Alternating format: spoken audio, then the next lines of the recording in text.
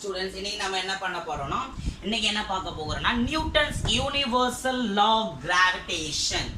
So நியூட்டன்ஸோட universal law of gravitations. What is mean that? So இப்போ நம்ம பார்க்கலாம் அதை பற்றி. ஸோ இந்த லா எப்படி சொல்றாங்கன்னா, ஸோ அந்த ப்ரொசீஜர் நீங்கள் படிக்கிறதுக்கு முன்னாடி அதோடைய எக்ஸாம்பிளாக ஒரு டெரிவேஷன்ஸ் இருக்கு. டெரிவேஷன்ஸ் வச்சு நீங்க வந்து அந்த ஸ்டேட்மெண்ட், அந்த ஸ்டேட்ஸ், அந்த நியூட்டன்ஸோடைய யூனிவர்சல் லா ஆஃப் கிராவிடேஷன்ஸ் உடைய ஸ்டேட்மெண்ட்டை நீங்க புரிஞ்சுக்கலாம். ஒரு every particle of matter in this universe attract every other particle with force. ஒரு பார்ட்டிகல் இருக்குன்னா அந்த பார்ட்டிகல் வந்து இன்னொரு பார்ட்டிகலை எப்படி அட்ராக்ட் பண்ணுனா பை த ஃபோர்ஸ்.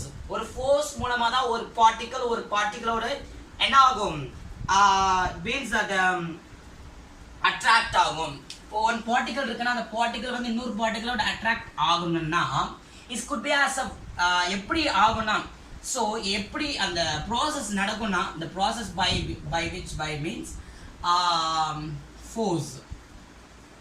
என்னது? ஃபோர்ஸ்.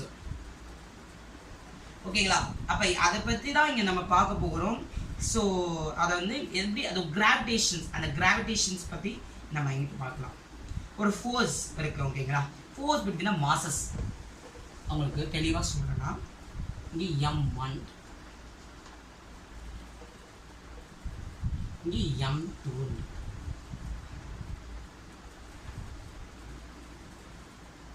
ஓகேங்களா? the force between the masses is masses.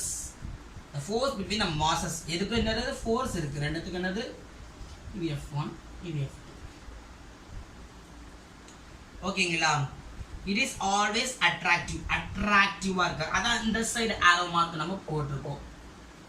So அதுக்கப்புறம் என்ன சொல்லியிருக்காங்கன்னா and it does not depend on the medium. அது மீடியமா டிபெண்ட் ஆகி இருக்காது. வேர் தே ஆர் பிளேஸ், எங்க இருக்கோ அதை டிபெண்ட் பண்ணி இருக்காது.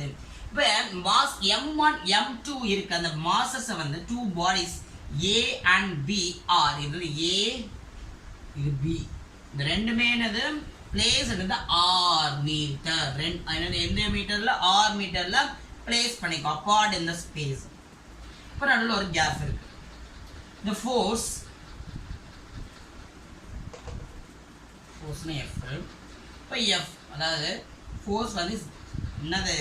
ஃபோர்ஸ் என்னதுன்னா directly proportional to the statement. நீங்க பாருங்க பேஜ் நம்பர் 8 புக்ல force is directly proportional to the product. என்ன ப்ராடக்ட்? M1 M2. ஓகேங்களா? the masses of the product of the masses. இந்த ரெண்டு மாசஸ்க்கு ஃபோர்ஸ் வந்து டைரக்ட்லி ப்ரொபோர்ஷனலா இருக்கு. அப்ப என்னன்னா அடுத்தது என்ன ஸ்டேட்மெண்ட்ல கொடுத்திருக்காங்க, and inversely proportional to the square of the distance between the center of the masses. inversely இப்ப அடுத்து என்னது? inversely proportional to the square of the distance between the center of the masses. square of the distance என்ன சொன்னோம்? என்ன metre? R metre. அப்போ R square சொல்லிருக்காங்க. ஓகேங்களா? புரியுதா? R square of the distance between distance or M1 M2 க்கு என்ன distance? R is the distance. அத தான் இங்க சொல்லிருக்காங்க. சோ அத தான் இங்க நம்ம போட போறோம். இப்போ 1/R square is inversely proportional. The force is inversely proportional to the 1/R square. இப்போ ரெண்டுத்தையும் நம்ம என்ன பண்ண போறோம்? கம்பைன் பண்ண போறோம். என்ன பண்ண போறோம்? கம்பைன். ஸோ அப்போ என்ன வருதுன்னா நம்மளுக்கு கம்பைன் பண்ணா பார்க்கலாமா? F அது டேரக்டா inversely M1 M2 R square. M1 into M2 by R square. So இங்க இது போக்குறோம்னா எடுக்கிறோம்னா இப்போ என்ன பண்ண போறோம்னா where G is the universal gravitational constant. G தான் என்னது? கிராவிடேஷனோட கான்ஸ்டன்ட். ஓகேங்களா? அங்க ப்ரொபோர்ஷனல் கான்ஸ்டன்ட், கிராவிடேஷனோட கான்ஸ்டன்ட் என்னது? G. F is equal to G M1 M2 R square by R square. இதுதான் நம்மளுடைய இதோட SI யூனிட் பார்த்தா 6.0 674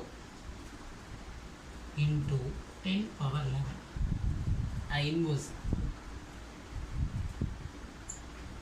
ஓகேங்களா? அதுக்கப்புறம் n m square kg inverse of 2. ஓகேங்களா? ஸோ இதுதான், அவ்வளோதான். இதுதான் Newton's universal law of gravitation. உங்களுக்கு புரிஞ்சுக்கணும்னு நினைக்கிறேன். So thank you.